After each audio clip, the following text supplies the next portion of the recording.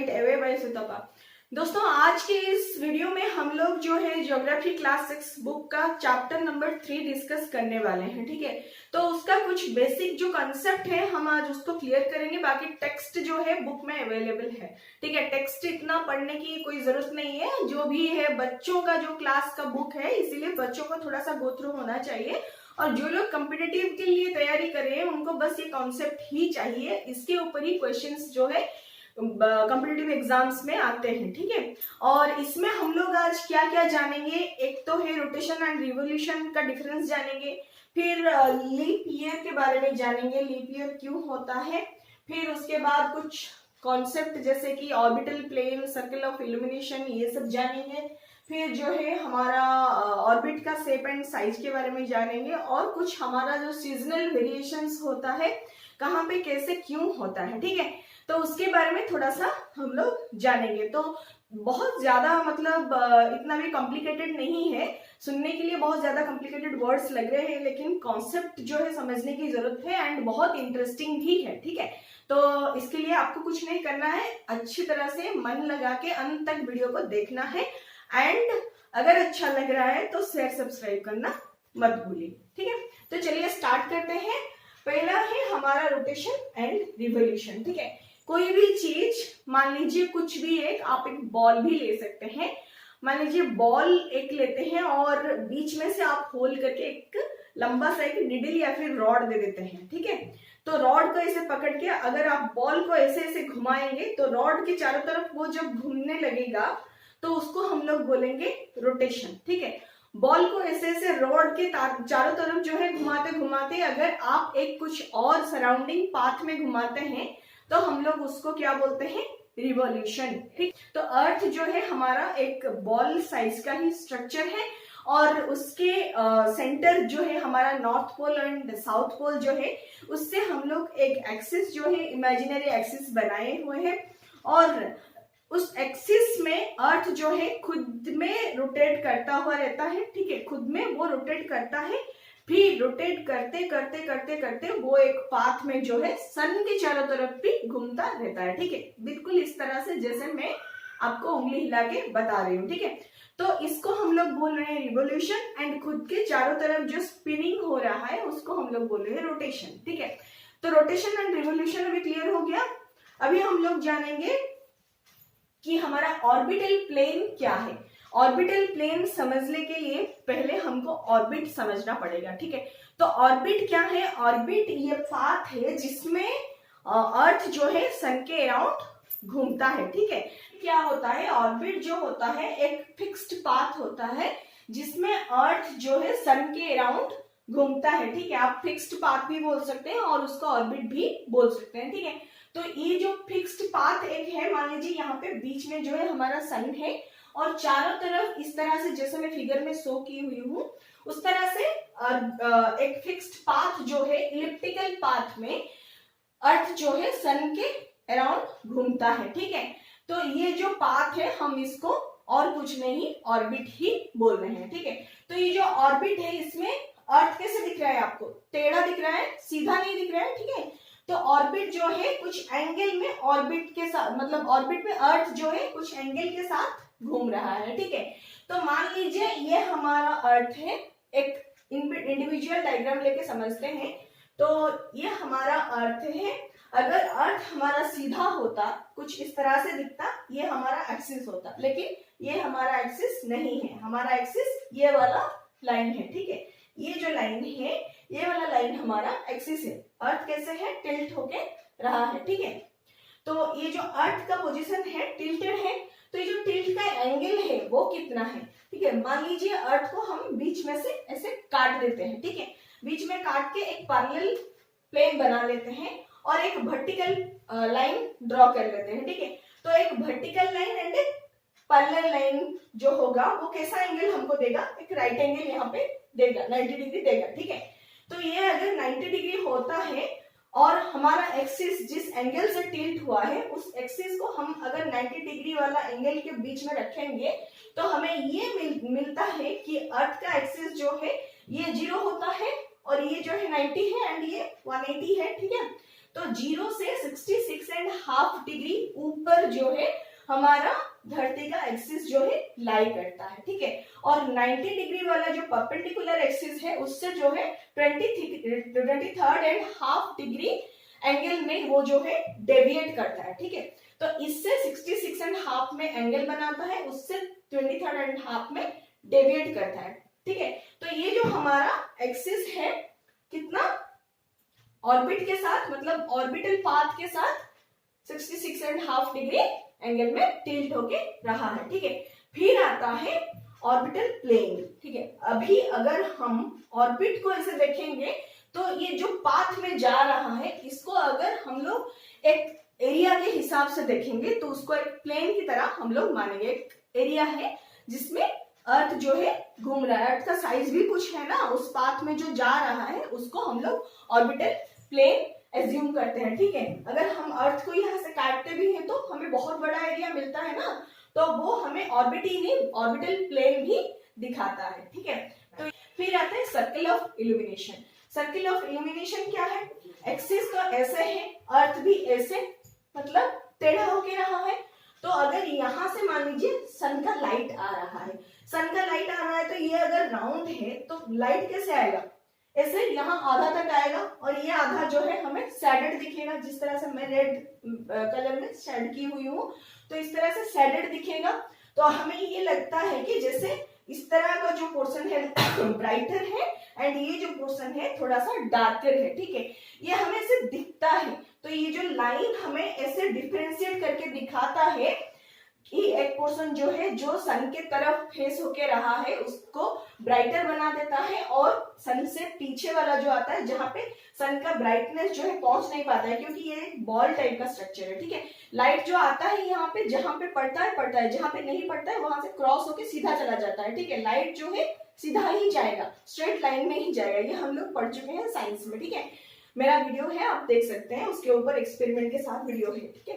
तो वो जो है लाइट स्ट्रेट लाइन में ही जाएगा, टेढ़ा होके नहीं जाएगा। टेढ़ा होके जाता तो पीछे वाला पोर्शन भी हमारा ब्राइटन अप हो जाता। जो सीधा जाता है, जितना फ्रंट टू फ्रंट आता है उसमें लाइट आ जाता है, जो बच जाता है वो पोर्शन डार्क हो जाता है एंड लाइट जो है साइड से कट होके आगे चला जाता है। तो उस हिसाब से हमें आधा पोर्शन जो है ऐसे शेडेड दिखता है, यानी कि डार्कर दिखता है, एंड आधा पोर्शन जो है ब्राइटर दिखता है। तो ये जो लाइन ज्यादातर एक्सिस के साथ ये सेम नहीं होता। एक्सिस तो इस तरह से रहा है, लेकिन ये जो पोर्शन जो हमें डार्कर एंड ब्राइटर सेक्शन को डिवाइड करने जैसे दिखाता है उसको हम लोग बोलते हैं सर्कल ऑफ इल्यूमिनेशन। क्योंकि ये जो लाइन है हमें ऐसे, हम लोग क्योंकि 2D में पिक्चर बनाए हैं तो हमें ये लगता है कि एक लाइन है, लेकिन हम अगर इसको एक बॉल की तरह मानेंगे, मान लीजिए ये एक बॉल की तरह है, तो यहाँ से ऐसे होके ये जो लाइन है चारों तरफ से हमें मिल जाता, यानी कि ब्राइटर एरिया को, वो जो सर्किल है ब्राइटर एरिया को यहाँ से सेपरेट कर देता एंड डार्कर एरिया को यहाँ से जो है सेपरेट कर देता। तो ये जो सर्किल हमें मिलता उसको हम लोग बोलते हैं सर्किल ऑफ इल्यूमिनेशन। लगता तो है इल्यूमिनेशन, यानी लगता तो है लेकिन ऐसा कुछ सर्किल नहीं है, ये बस हमारा इल्यूमिनेशन है, ठीक है। फिर आता है लीप ईयर। हमारा धरती जो है सूर्य के चारों तरफ घूमने के लिए 365 डेज लेता है, ठीक है। तो एग्जैक्टली वो क्या होता है ना, 365 डेज में कंप्लीट नहीं कर पाता है, ठीक है। तो कंप्लीट जो मतलब 365 डेज में कंप्लीट नहीं होता है, और कितना एक्स्ट्रा टाइम चाहिए होता है, और 1/4 डे जो है अर्थ को एक्स्ट्रा चाहिए होता है 365 डेज के अलावा, ठीक है। तो 365 डेज के बाद 1/4 डे यानी कि एक दिन का ड्यूरेशन कितना हो गया हमारा 24 आवर, ठीक है। 24 आवर जो है एक दिन का ड्यूरेशन। तो हमें अर्थ जो है कितना एक्स्ट्रा लेता है, 1/4 डे एक्स्ट्रा लेता है जो रिवोल्यूशन का पाथ कंप्लीट करने के लिए, यानी 24 डिवाइडेड बाय 4, ये आता है हमारा 6 आवर्स पर रिवोल्यूशन, ठीक है। पर रिवोल्यूशन, एक रिवोल्यूशन कंप्लीट करने के लिए अर्थ को चाहिए 365 डेज एंड 6 आवर, ठीक है। तो 6 आवर करके 4 साल में क्या होता है, 365 डेज 6 ईयर पहला साल, फिर दूसरे साल में फिर 365 डेज 6 आवर, फिर तीसरे साल में 365 डेज एंड 6 आवर, ऐसे ऐसे करके अर्थ जो है एवरी ईयर अपना रिवोल्यूशन कंप्लीट करता है। तो 4 साल होते होते ये क्या हो जाता है, जो 6 आवर जो बच जाता है उसको हम 4 गुना बना देंगे या फिर 6 करके 4 टाइम ऐड करेंगे तो वही हमें मिलेगा 24 आवर्स मिलेगा। ठीक है, 24 आवर्स में क्या हो जाता है, एक दिन जो है बढ़ जाता है। ठीक है ना, तो हमारे पास 4 साल में 6 घंटा करके 4 साल में कंप्लीट हमें 24 घंटा जो है मिल जाता है, और 24 घंटा यानी कि एक दिन का मोहलत होता है। और हम जो 4 साल में हमें एक दिन जो एक्स्ट्रा मिलता है हम उसको क्या करते हैं, लीप ईयर के हिसाब से फेब्रुअरी मंथ में ऐड कर लेते हैं, क्योंकि फेब्रुअरी में बहुत कम दिन रहता है, 28 डेज रहता है। तो एवरी 4 ईयर में हम लोग एक दिन एक्स्ट्रा दे देते हैं फेब्रुअरी मंथ में, और फेब्रुअरी मंथ जो है हमारा 29 डेज का हो जाता है। ठीक है, तो इस हिसाब से हमारा जो है लीप ईयर का फंडा काम करता है। फिर आता है इलिप्टिकल ऑर्बिट। तो अर्थ का जो पाथ है जनरली वो सर्कुलर नहीं है। ठीक है, सर्कुलर नहीं है, दूसरे थोड़ा सा अलग पाथ में वो जो है सन का रिवोल्यूशन करता है। ठीक है, तो कैसे पाथ में, कुछ इसी तरह पाथ में आप देख सकते हैं, यहाँ पे डायग्राम बनाई हुई है। ठीक है, तो ये जो पाथ है इसको हम लोग सर्कुलर नहीं बोलते हैं, इसको हम लोग क्या बोलते हैं, इलिप्टिकल बोलते हैं। ठीक है, तो एक इलिप्टिकल पाथ में धरती जो है सन का रिवोल्यूशन करता है। ठीक है, अब ये सब हमारा कीवर्ड्स खत्म हो गया। अब हमें थोड़ा सा सीजन के ऊपर जानना है, सीजन का वेरिएशन कैसे होता है और क्यों होता है और कब हमें क्या एक्सपीरियंस होता है। ठीक है, तो पहले आता है हमारा ये जो अर्थ जो है, ये बीच में सन है। ठीक है, ये जो है ऑर्बिट है, फिक्स पाथ यानी कि ऑर्बिट है। इस पाथ में मतलब धरती जो है घूम रहा है। तो हम लोग यहाँ से स्टार्ट करते हैं। ठीक है, कहीं से भी आप स्टार्ट कर सकते हैं, ऐसा कोई मतलब दिक्कत नहीं है। अब यहां से मैं स्टार्ट कर रही हूँ। ठीक है, क्योंकि हम लोग एक सर्कुलर पैटर्न में जाएंगे, थोड़ा सा आसानी होगा समझने के लिए। ठीक है, तो धरती जो है हमारा इस तरह से मतलब टिल्ट होके रहा है। ठीक है, ये जो है हमारा सदर्न नॉर्दर्न हेमिस्फीयर है। ठीक है, हेमिस्फीयर यानी कि धरती को हम इक्वेटर से 2 भाग कर देते हैं। ठीक है, ईच भाग को हम लोग क्या बोलते हैं, कोई भी भाग है उसको हम लोग बोलते हैं हेमिस्फीयर। ठीक है, और अगर वो नॉर्थ वाला पार्ट है तो नॉर्दर्न हेमिस्फीयर, अगर साउथ वाला पार्ट है तो सदर्न हेमिस्फीयर। ठीक है, तो यहाँ पे क्या होता है, जो अर्थ ऐसे टिल्ट होके रहा है तो यहाँ पे नॉर्दर्न हेमिस्फीयर यानी कि मान लीजिए यहाँ पे इक्वेटर आपको मिल रहा है। ठीक है, यहाँ पे जो है आपको इक्वेटर ऐसे मिल रहा है। ठीक है, तो इक्वेटर अगर यहाँ पे है, ये ऊपर वाला पोर्शन जो है नॉर्दर्न हेमिस्फीयर है, नॉर्थ पोर्शन वाला। तो नॉर्दर्न हेमिस्फीयर जो है सन के तरफ थोड़ा सा टिल्ट होके रहा है, तो सन का जो रेस आ रहा है सीधा जाके कहाँ पे पड़ रहा है, नॉर्दर्न हेमिस्फीयर के ऊपर ज्यादा पड़ रहा है। सदर्न हेमिस्फीयर कहाँ है, पीछे चला गया। ठीक है, टिल्ट हो रहा है ना, तो ये वाला पोर्शन जो है ज्यादा लाइट आ रहा है, सर्कल ऑफ इल्यूमिनेशन यहाँ पे काम कर रहा है।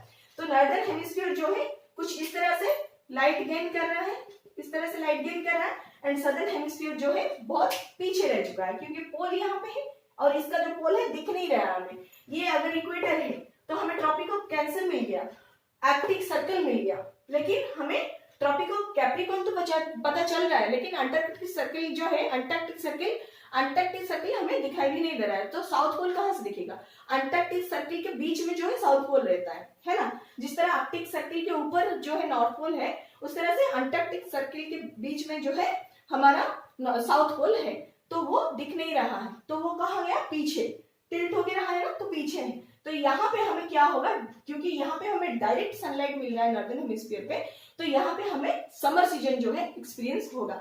समर सीजन हो रहा है मतलब क्या हो रहा है, डे का ड्यूरेशन जो है लंबा हो रहा है, डे का टाइम जो है लंबा हो रहा है, एंड नाइट का टाइम जो है कम हो रहा है, नाइट जो है शॉर्टर हो रहा है, डे जो है लॉन्गर हो रहा है। तो सदर्न हेमिस्फीयर में क्या हो रहा होगा, सदर्न हेमिस्फीयर में एग्जैक्टली रिवर्स हो रहा होगा, नाइट जो है लॉन्गर हो रहा होगा और डे जो है शॉर्टर हो रहा होगा।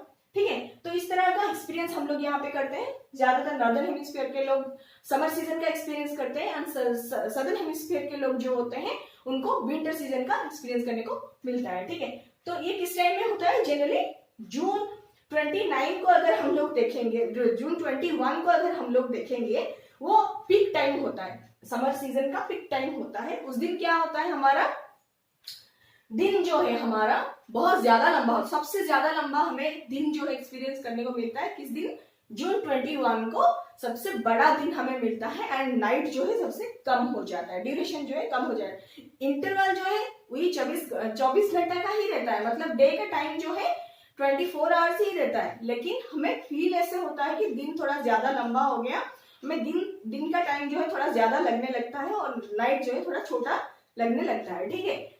तो ये हमें एक्सपीरियंस होता है जून 21 को। फिर अर्थ जो है यहाँ पे रोटेट होते होते होते होते कहाँ पे आता है, जून 21 को जो हमें डे जो हमें मिल गया कि बहुत लंबा है एंड नाइट जो है शॉर्टर हो गया, तो उसको हम लोग क्या बोलते हैं, समर सोलिस्टिस, ठीक है।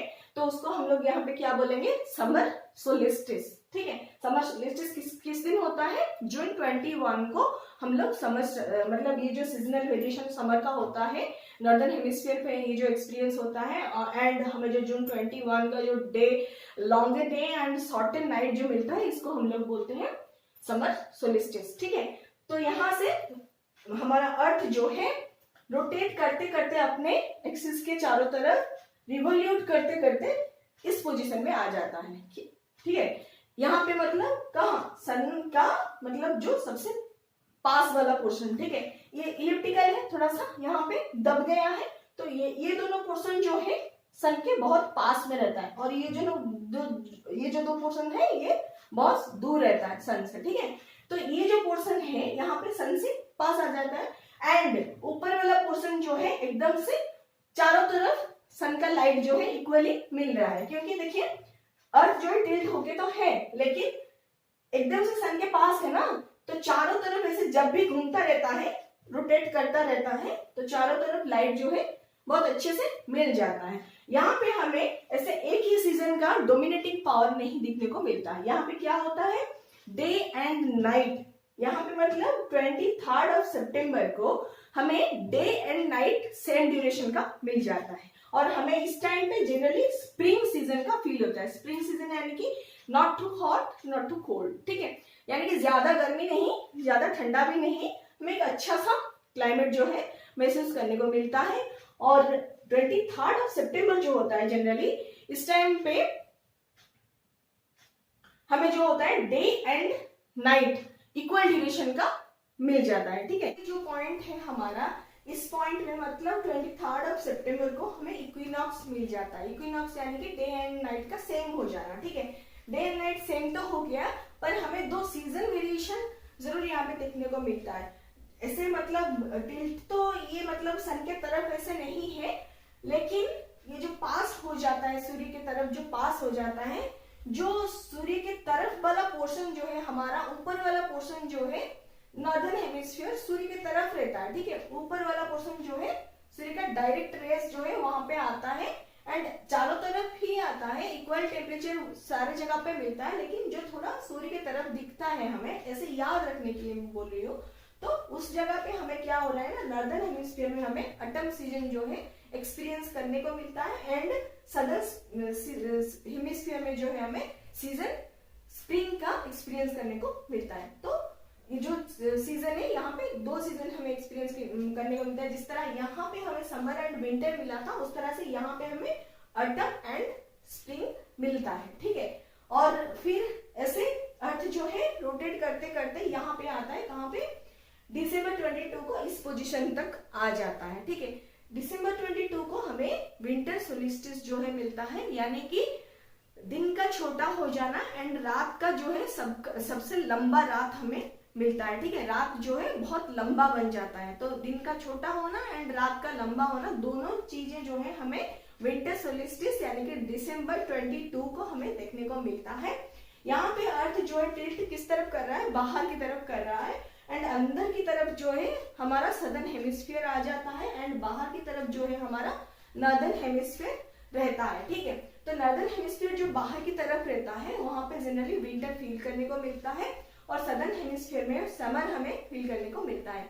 तो लेकिन ये जो दिसंबर का महीना चल रहा होता है यहाँ पे दिसंबर का महीना चल रहा होता है, तो जहाँ पे विंटर होता है वहां पे मतलब नॉर्दर्न हेमिस्फीयर में विंटर चल रहा होता है, वहां पे जो लोग होते हैं एक्समास जनरली वो लोग विंटर में सेलिब्रेट करते हैं। लेकिन ऑस्ट्रेलिया जैसे कंट्रीज में क्या होता है, जनरली वो क्या है, सदर्न हेमिस्फीयर में है, तो ऑस्ट्रेलिया में एक्समास जो है समर सीजन में एक्सपीरियंस करने को मिलता है। कुछ भी ऐसे कंट्रीज जो सदर्न हेमिस्फीयर में है वो लोग क्या है एक्समास को समर सीजन में एक्सपीरियंस कर रहे हैं, एंड जो नदर्न हेमिस्फीयर में है वो लोग एक्समास को सब विंटर में एक्सपीरियंस कर रहे हैं। तो इस तरह से डिफरेंस जो है मतलब हमें जो पता चलता है, ठीक है। यहाँ पे फिर यहाँ से अर्थ जो है रोटेट करते करते इस पोजीशन में आ जाता है। किस पोजीशन में? जहां पे पहले था इक्विनॉक्स का पोजीशन, ठीक है। तो इक्विनॉक्स वाला पोजीशन फिर यहाँ पे भी क्रिएट हो जाता है। यहाँ पे फिर से वही सिचुएशन होता है कि ना ज्यादा गर्मी ना ज्यादा ठंडा और सूर्य का रश्मि जो है, रेज जो है, चारों तरफ इक्वली डिस्ट्रीब्यूट होके जाता है। एंड यहाँ पे हमें समर विंटर जैसे नहीं मिलता है, एंड किसी एक हेमिस्फीयर में जो है गर्मी फील होना और कहीं पे विंटर फील होना उस तरह का नहीं होता है। लेकिन डायग्राम में आप ऐसे याद रख सकते हैं इजीएस्ट वे में कि जो थोड़ा सा हमें सत के तरफ दिखता है उस हेमिस्फीयर में हमें जो है ऑटम देखने को मिलता है, सीजन जो है ऑटम देखने को मिलता है, एक्सपीरियंस करने को मिलता है। एंड दूसरा ऑपोजिट वाला जो हेमिस्फीयर है उसमें हमें क्या मिलता है? स्प्रिंग सीजन एक्सपीरियंस करने को मिलता है, ठीक है। स्प्रिंग में क्या होता है? हमें सुहाना मौसम जो है मिल जाता है, बहुत अच्छा सा क्लाइमेट होता है, ना बहुत गर्म फील होता है ना बहुत ठंडा फील होता है, बहुत अच्छा सा क्लाइमेट मिलता है। तो जो ज्यादातर मतलब सूर्य की तरफ फेस होके नहीं दिखता है, आप ऐसे ही याद कर लीजिए तो याद रह जाएगा, ठीक है। और इसमें भी हमें इक्विनॉक्स जो मिलता है किस दिन को मिलता है? मार्च 21 को हमें इक्विनॉक्स जो है मिल जाता है। यहाँ पे इक्विनॉक्स किस दिन मिला था? 23 सितंबर को। यहाँ पे इक्विनॉक्स हमें मिलता है मार्च 21 को, ठीक है। तो चारों पोजीशन में अर्थ का जो रहता है, चारों पोजीशन में, चारों में हमें ईच पोजीशन के डिफरेंस में, ईच 2 पोजीशन के डिफरेंस में हमें 3-3 महीने का डिफरेंस मिलता है। तो 3-3 करके 4 पोजीशन में हमें 12 महीने का मतलब जो है ड्यूरेशन मिल जाता है। 12 महीना यानी कि 365 डेज हमें कंप्लीट हो जाता है यहाँ पे, ठीक है। यहाँ पे देखिए आप सितंबर से अक्टूबर, नवंबर छोड़ के दिसंबर, फिर जो तीसरा जो महीना आता है वहां पे हमें कुछ ना कुछ मिलता है, ठीक है। फिर दिसंबर होने के बाद जनवरी फरवरी को छोड़ दे के फिर हम मार्च में जो आते हैं, मार्च में हमें इक्विनॉक्स मिल जाता है। फिर मार्च के बाद मार्च होने के बाद कंप्लीट होने के बाद अप्रैल में 2 महीना छोड़ देते हैं। फिर जून जो है तीसरा महीना होता है, जून में फिर हमें क्या मिलता है? समर सोलिस्टिस मिल जाता है। फिर जून के बाद जो होता है जुलाई अगस्त छोड़ दीजिए, फिर सितंबर को हमें क्या मिलता है? इक्विनॉक्स मिल जाता है, ठीक है। तो इक्विनॉक्स का जो है, इक्विनॉक्स में आपको एक 21 वाला डे मिलेगा, 23 वाला डे मिलेगा। Winter solstice and summer solstice में भी आपको एक 21 वाला मिलेगा एंड 22 वाला एक डे मिलेगा, ठीक है। तो आप कुछ इस तरह से याद कर सकते हैं। आप ऐसे टिल्ट, मान लीजिए ये एक बड़ा अर्थ है और यहाँ पे आप एक एक्सिस दे दीजिए, आपको लेफ्ट साइड में जो मिलेगा दोनों 21 वाला डे होगा, एंड इस साइड में जो मिलेगा 22 आएगा पहले, फिर आएगा नीचे वाला जो है 23 आएगा। उस हिसाब से आप याद कर सकते हैं। ये जो पॉइंट्स है काफी मतलब बहुत ज्यादा इंपोर्टेंट होता है। जो बच्चे पढ़ाई करें उनके लिए तो बहुत ही ज्यादा इंपोर्टेंट है, क्योंकि उनके एग्जाम में श्योर शॉट आने वाला है। विथ डायग्राम आपको एक्सप्लेन करना पड़ता है अगर लॉन्ग क्वेश्चन में आ जाता है तो। और जो कॉम्पिटिटिव में दे रहे मतलब जो भी कॉम्पिटिटिव आप प्रिपेयर कर रहे हैं, चाहे स्टेट लेवल हो, नेशनल लेवल हो या फिर कुछ भी लेवल का आप सोच लीजिए, क्योंकि ये जो है 6th क्लास का बुक का सब्जेक्ट मतलब पेपर है, चैप्टर है, तो आपको ये 10th लेवल एग्जाम में भी पूछ सकता है, ठीक है। तो कहीं भी अगर पूछ लेता है तो ये कॉन्सेप्ट जो है आपको याद रहना चाहिए। बहुत ही यूजफुल कॉन्सेप्ट है और हमें सीजनल वेरिएशन का पता भी इसी से चलता है, एंड हम बहुत कुछ इससे जो है इंटरेस्टिंग चीजें जो है एक्सपीरियंस करते हैं, ठीक है। तो याद रखना बहुत ही जरूरी बन जाता है। अगर आपको इसके बाद भी कुछ डाउट आता है तो आप कमेंट करके बिल्कुल पूछ सकते हैं विदाउट एनी हेजिटेशन, एंड मैं ट्राई करूंगी उसको इंडिविजुअल डायग्राम करके या फिर कुछ प्रैक्टिकली समझाने के लिए ट्राई करूंगी। और आपको अगर अच्छा लग रहा है videos then please like share subscribe करना मत भूलिए, ठीक है। Thank you so much and नमस्ते।